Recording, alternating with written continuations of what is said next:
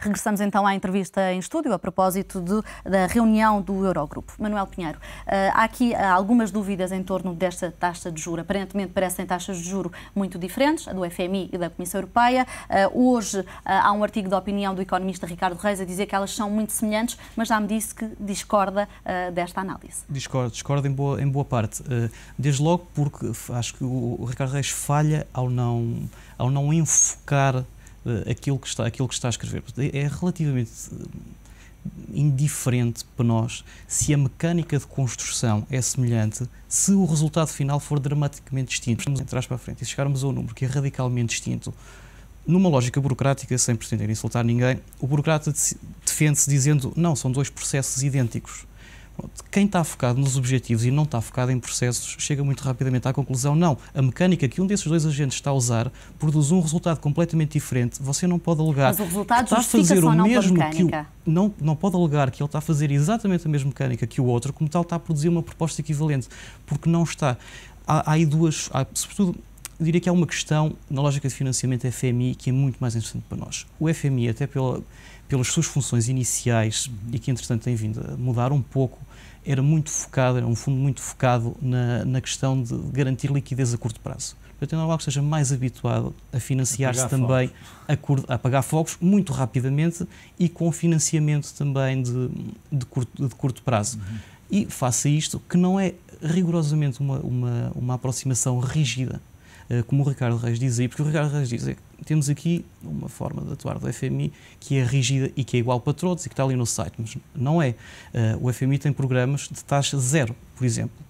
A 1, 2, 3 anos, há países que até 2012 contraíram empréstimos só pagar taxa zero, tem um instrumento de empréstimos que é absolutamente flexível. Mas o que é certo é que a Comissão Europeia também ou Bruxelas também está a cobrar diferentes taxas de juro aos 3 países que vão ser alvo de resgate. Exatamente, e tem, para além disso, o fundo tem outra questão muito importante, que tem atuado juntamente com o Banco Mundial em programas de perdão da dívida e tem feito lobby junto de muitos dos seus sócios para exatamente entrarem aqui em algum perdão de dívida, seja via alguma reestruturação, seja efetivamente algum perdão efetivo de dívida.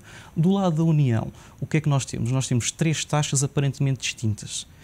O mecanismo aí já começa a ser um pouco posto em causa. E o resultado final para cada um dos 3, em particular para nós, para a Grécia veremos, mas em particular para nós, é simplesmente impraticável. É impraticável para Portugal ter alguma espécie de sucesso a prazo com estas taxas. Como é impraticável, provavelmente, para a Irlanda, tanto que o Olli Rehn já sinalizou que a curto prazo existirão algumas mexidas, no caso da Irlanda e na Grécia já existiram, países. E agressivas, e descidas agressivas. Raul, em que medida que esta taxa sugerida por Bruxelas poderá ter por detrás uma atitude moralizadora e de pressão política, sendo que Portugal é o 3º país a pedir ajuda externa, seja uma forma de demonstrar já chega, este empréstimo vai ser caro? Provavelmente tem esse efeito e tem esse objetivo, ou seja, tem esse objetivo, vamos ver se tem esse efeito. Eu estou de acordo com o Manuel Pinheiro, não sendo obviamente um especialista nessa área, nessa matéria, mas de facto taxas daquelas que nós temos ouvido falar, taxas do nível da Grécia e da Irlanda, é o que estamos a falar. Em Portugal, como a Grécia e a Irlanda, o tempo tem provado, não tem qualquer possibilidade de cumprir. E muitos dos políticos, estamos em campanha eleitoral e, portanto, isto é sempre matéria que os políticos fogem. Mas já há alguns políticos do centro e da direita que reconhecem em privado que, de facto, mais tarde ou mais cedo, aquela ideia do Bloco de Esquerda e do Partido Comunista de que é inevitável a reestruturação da dívida está ao virar da esquina. Portanto, obviamente que isso seria de evitar, mas para evitarmos isso não é só fundamental que nós façamos o nosso trabalho, ou seja, que depois do dia 5 de junho ponhamos em prática o essencial do plano da Troika, mas que também a Troika, o FMI e a União Europeia, particularmente a União Europeia, tenham noção de que, para além do efeito moralizador, se calhar não tem outro efeito prático. Portanto, eu acho que a Europa, que tem agido em todas estas matérias de uma forma algo descoordenada e com os egoísmos nacionais, e quando falo de egoísmos nacionais falo sobretudo dos egoísmos a nível político. Todos os políticos têm medido qualquer passo em função dos seus interesses mais urgentes, mais imediatos. A senhora Merkel com as eleições que tem tido, o senhor Sarkozy certamente com as eleições que vai ter e que os estudos de opinião dão, inclusive o Presidente não ser reeleito. A própria Finlândia fez campanha contra a ajuda a Portugal. Portugal usou isso para, em campanha eleitoral, ou parte da classe política finlandesa, para alavancar aí a sua proposta para os eleitores. Portanto, esta Europa, de facto, está cada um por si, cada um a correr por si, e é evidente que, em função dessa realidade política, a conclusão económica e financeira não pode ser muito feliz. É isso que estamos confrontados. Cada vez mais ressalva, pergunto, Raul, que esta União é manifestamente monetária e muito pouco ou nada política. Sim, tem sido, porque não tem, como o Schengen está a ser posto em causa, passado muito pouco tempo, questionado, e por razões que se percebe que seja questionado. Ou seja, a migração do Norte da África veio impor uma nova realidade à Europa, a reforçar essa realidade, melhor dizendo, e, portanto, a Europa, obviamente, aquela que poderia ser, ou deveria ser, ou poderá vir a ser, um grande bloco político e económico, não é de todo isso que está a acontecer, e, portanto, eu acho que não é só a falta de liderança política que está em causa, é também um caderno de encargos que não existe e, sobretudo, objetivos muito claros e muito atingíveis. E, portanto, voltando à taxa a que será emprestado o dinheiro a Portugal, eu acho que esta taxa é absolutamente irreal em termos daquilo que se pretende cumprir, obviamente, ou que se pode cumprir. Manuel Pinheiro, foi até à última hora que houve esta indefinição em relação à posição da Finlândia, chegou a avançar que queria impor condições, agora Bruxelas diz que vê apenas como sugestões. Uma das mais polémicas seria obrigar os credores privados a manter a dívida até ao final da maturidade de livre vontade. Ora, esta questão de livre vontade, até que ponto é que se consegue obrigar os investidores a terem uma atitude desta natureza sem receberem nada em troca? Só mediante um cenário credível de Armageddon, se não fizerem isso. Perante um cenário desses, qualquer investidor pode dizer muito bem, então nós livremente preferimos este cenário. Não sendo assim, tenho sérias dúvidas que alguém faça algo... Mas uma decisão desta natureza pode acalmar os mercados? Poderia acalmar os mercados?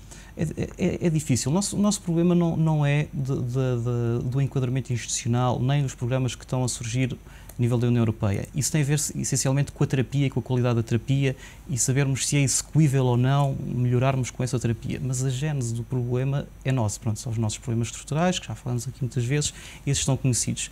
E sobre isso, nenhuma destas questões que estamos aqui a falar vai atuar diretamente. Nem sequer afasta o fantasma da reestruturação da dívida, seja a grega ou a portuguesa?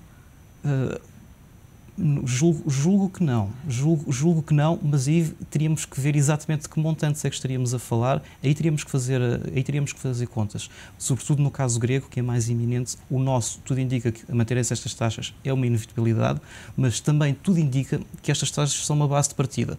Ou seja, começamos assim, e a partir de agora, e também seguindo a metodologia FMI, trimestre a trimestre, vamos ver, cumprem, não cumprem, bom comportamento é recompensado e, eventualmente, com bom comportamento temos margem para começar a descer e depois vamos ver onde é que fica o argumento do Ricardo Reis quando as nossas taxas começarem a descer pela União Europeia. Afinal, o mecanismo não será tão mecanismo quanto isso. Teria alguma vantagem para os credores privados? Os credores privados querem essencialmente receber nos termos em que investiram. E nós queremos que os nossos credores recebam nos termos em que foram investidos, em que pretendiam ser ressarcidos e que voltem a ter confiança em nós para, quando nós entendermos necessário, voltarem outra vez a investir. Mas a proposta não é quase obrigar os credores a ter confiança em nós? Provavelmente, embora tenhamos que ver em detalhe o que é que está a dizer. Agora, existe um problema de pedagogia na questão europeia, por causa desta questão do moral hazard e dos empréstimos, nomeadamente na questão finlandesa. Não há uma transferência de recursos dos contribuintes do Norte para os contribuintes do Sul nestes empréstimos. O que há é o assumir de um risco. Portanto, há uma transferência de risco. Portanto, eles estão, neste momento, a dar uma garantia e pela qual serão remunerados direta e indiretamente. Mas não há uma transferência, este dinheiro não vem do contribuinte, não vem dos Estados. Portanto, foi uma operação de financiamento da Europa e os Estados-membros assumem uma parte desse risco como garantia. Raul, para terminar, hoje todos os olhares em Bruxelas vão estar voltados para Portugal, para o Ministro Teixeira dos Santos. Que ministro é este que vai hoje a Bruxelas? Está a cumprir a sua missão, a terminar a sua função. Mas um ministro agastado politicamente. Sim, mas isso em Bruxelas julgo que já não tem qualquer consequência prática. Em Bruxelas, naturalmente, sabem que este Ministro das Finanças está em fim de mandato, que vai ser substituído, independentemente do governo que aí venha, ou melhor dizendo, independentemente de quem ganhar as eleições. Se o Partido Socialista e o José Sócrates ganhar as eleições, é um dado adquirido para qualquer observador minimamente atento, que o Ministro das Finanças não vai ser Fernando Teixeira dos Santos. E, portanto, eu acho que agora está na sua função técnica e deixou há algum tempo a sua missão política, chamamos assim. Portanto, não tem qualquer relevância para o que está a acontecer em Bruxelas, o estatuto e a posição de Fernando Teixeira dos Santos.